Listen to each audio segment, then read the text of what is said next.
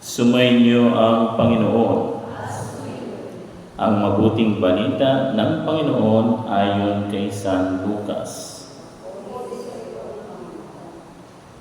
Isang araw ng pamamahinga, si Jesus ay inanyayahang kumain sa bahay ng isang pinuno ng mga Pariseo at binabantayan nilang mabuti ang kanyang mga kilos.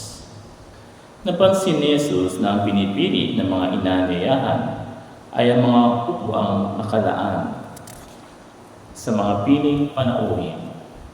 Kaya't sinabi niya ang talinghagang ito, kapag inanyayahan ka ninuman sa isang kasalan, huwag mong pipiliin ang tanging upuan.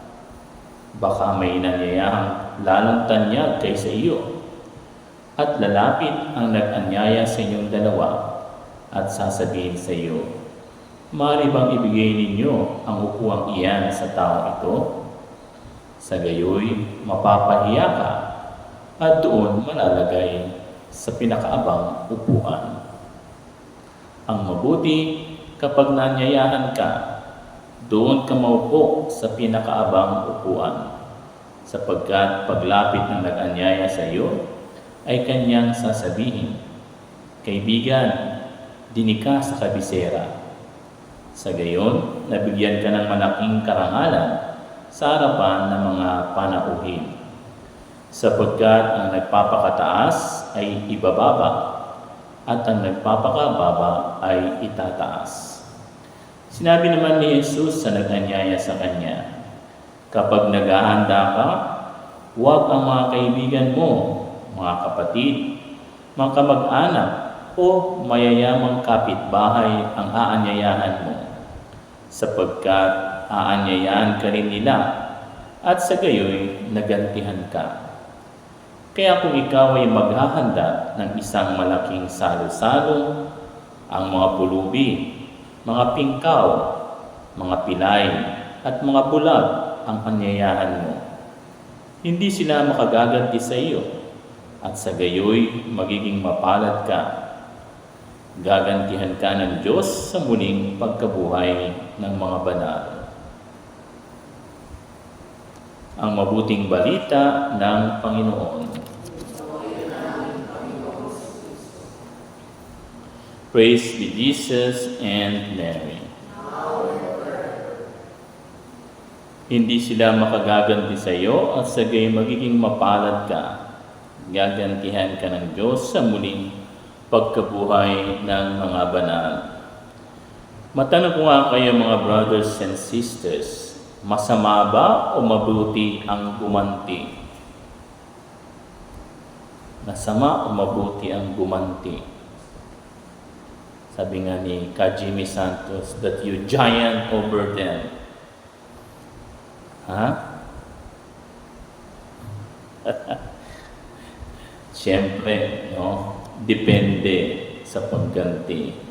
No? Isa sa mga normal nating ginagawa bilang tao ay ang pagganti. No? Of course, pag ikaw ay gumanti ng mabuti, babalik din sa iyo ang mabuti. Kapag ikay gumanti ng masama, of course, babalik din sa iyo ay masama. Pero anong sabi ng Panginoon dito sa Ebanghelyo ngayong araw na ito? Gantihan mo ng mabuti. No? At sabi niya, gagantihan ka ng Diyos. Paano ba gumanti ang Diyos? Have you ever wondered o nagpagtanong ba kayo, paano kaya gumanti ang Panginoon? Tulad ba natin ang Diyos? Ay salamat, hindi. Thanks be to God. Kasi kung si God katulad natin ay yung iba sa atin, no? Napagsabihan lang, may narinig lang, no? May ginawan lang ng konting hindi maganda, no? Ikaw mo, babanta kita, naku! Di ba? Babanta na tayo, no? Or, tulad ng ginagawa, nire-red tag, Ayan, ito si si father yan. Yan. Ito si sister yan. So, meron na tayong tagging na tinatawag, no? Para makaganti. No? Sino magmimisa? Si father. Bukas na lang. Mamaya na lang.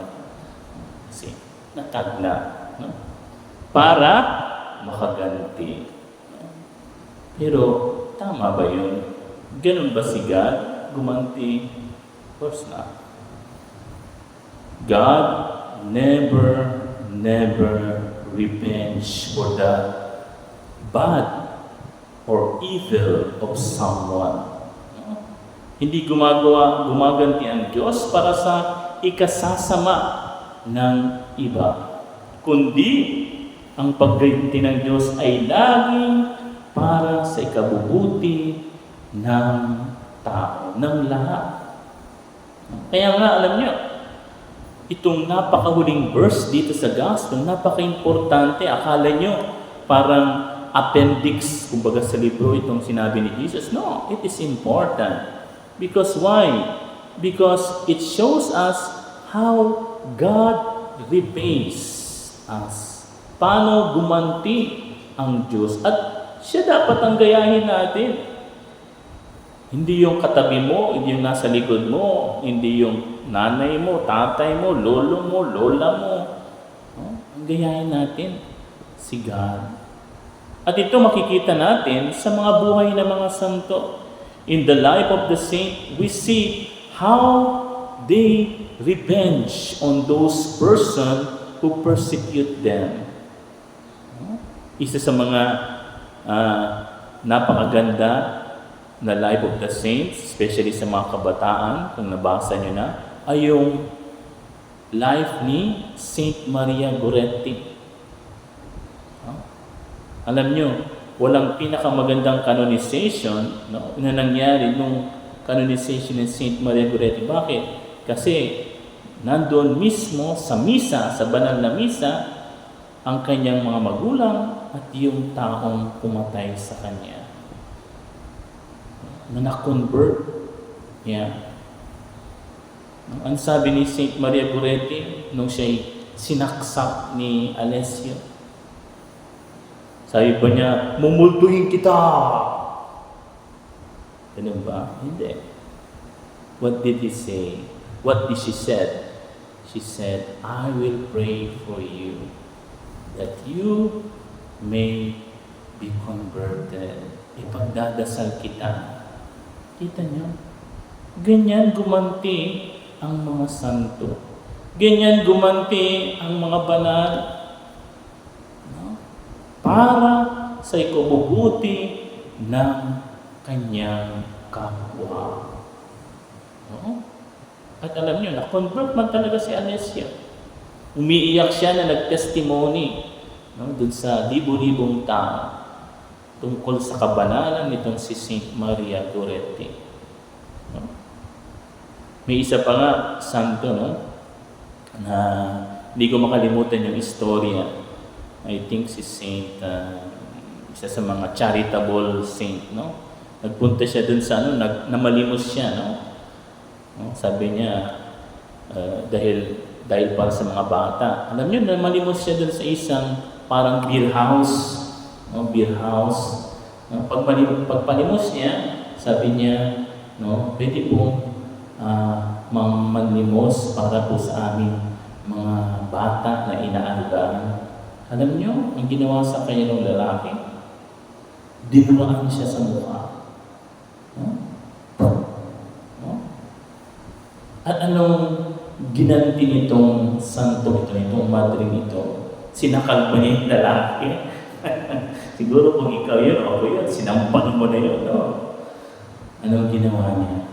Kumuha siya ng pangyon, pinahira niya ang kanyang mukha at sabi niya, Sir, yung duraan niyo para sa akin. Asa naman po yung para sa aking mga bata? See, how humble she is. Hindi siya nagalit. On the contrary, na-convert niyo lalaki at naging benefactor nila. Pati na rin, no, naanyaya din itong lalaking ito, yung iba niyang mga kabarkada nag-iinuman para tulungan yung madre. Let's see how God repays and how the saint revenge in difference with us. And that is humility. Because we thought humility as something of a position of the body or the way we talk, we think that is humility. But no. Humility is how we deal with those who hate us, with those who criticize us, with those who correct us, and the occasion that is presented to us. That is when we see true humility.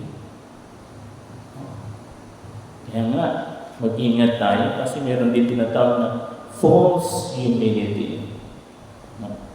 And you can see false humility from true humility when you are corrected, insulted, and persecuted. If you get angry, if you tag that person just because somebody told you bad things and so, it means you are not humble.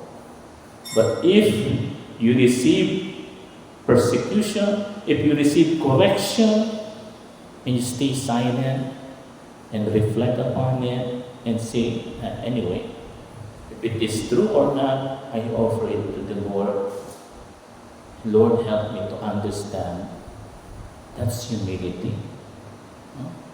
Kaya nga, no, as we continue, patuloy natin itong misang ito, sana, no, gayahin natin ang mga santo.